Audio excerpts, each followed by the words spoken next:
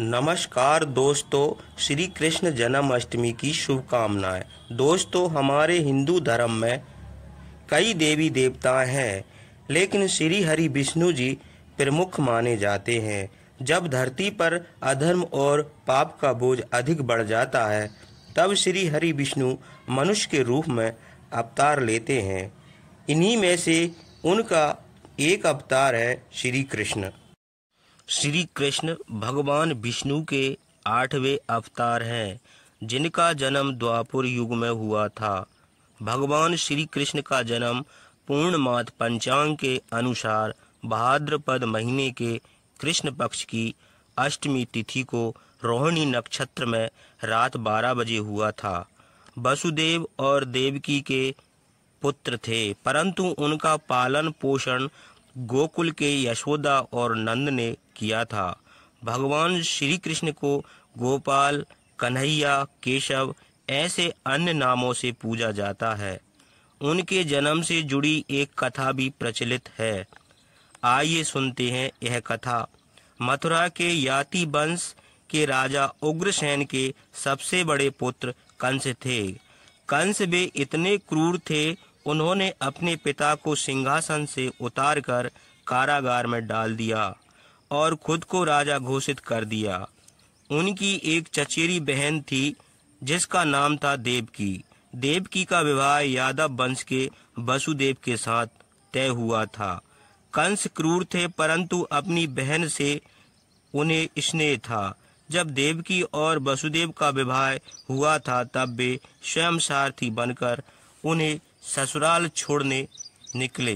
परंतु तब अचानक एक आकाशवाणी हुई, जिसे सुनकर कंस की खुशी कुछ ही क्षणों में क्रोध में बदल गई।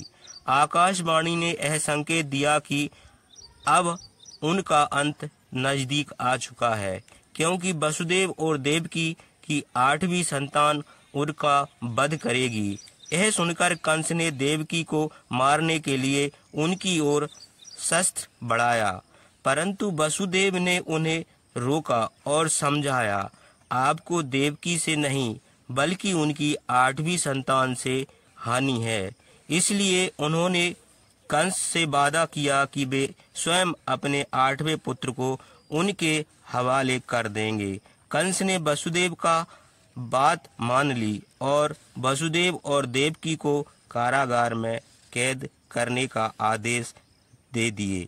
उसी कारागार में देवकी ने एक के बाद एक 7 संतानों को जन्म दिया, परंतु हर पुत्र के जन्म के बाद कंस उन्हें क्रूरता से मार देता था। और फिर समय आया भगवान श्री कृष्ण के जन्म का। रात का समय था, तेज बारिश तूफान का संकेत दे रही थी। तब अचानक कारागार में प्रकाश फैला और वसुदेव और देवकी के सामने भगवान प्रकट हुए। उन्होंने वसुदेव से कहा, वो देवकी के कुख से जन्म लेंगे और वसुदेव उन्हें गोकुल में नंद के यहाँ छोड़कर उनके यहाँ जन्मी पुत्री को अपने साथ लेकर आएं और कंस के हवाले कर दें। कहे अनुसार उन्होंने देवकी और वसुदेव के यहाँ संतान के रूप में जन्म लिया। वसुदेव ने शिशु को एक टोकरी में रखा। उसी क्षण चमत्कार हुआ। वसुदेव के हाथों की बेड़ियां अपने आप खुल गईं। कारागार के दरवाजे भी अपने आप खुल गए और जो पहरेदार पहरा दे रहे थे वो भी सो गए। तेज बारिश के कारण गोकुल का रास्ता कठिन था, परंतु उस बारिश से उनकी रक्षा शेषनाग ने की। उस रात यमुना नदी का पानी वसुदेव के मस्तक तक आ चुका था, परंतु जैसे ही श्री कृष्ण का चरण स्पर्श नदी को हुआ, पानी का स्तर कम हुआ और वसुदेव को आगे जाने का मार्ग मिला। सभी कठिनाइयों को पार कर वासुदेव गोकुल पहुँचे और भगवान विष्णु के कहे अनुसार भगवान कृष्ण को यशोदा के घर रखा और उनकी पुत्री को अपने साथ लेकर कारागार लौट आए।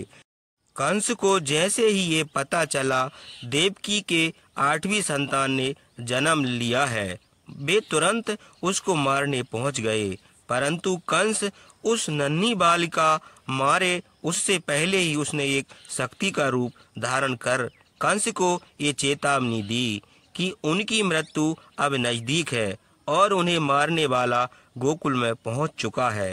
ये कहकर वो कन्या गायब हो गई।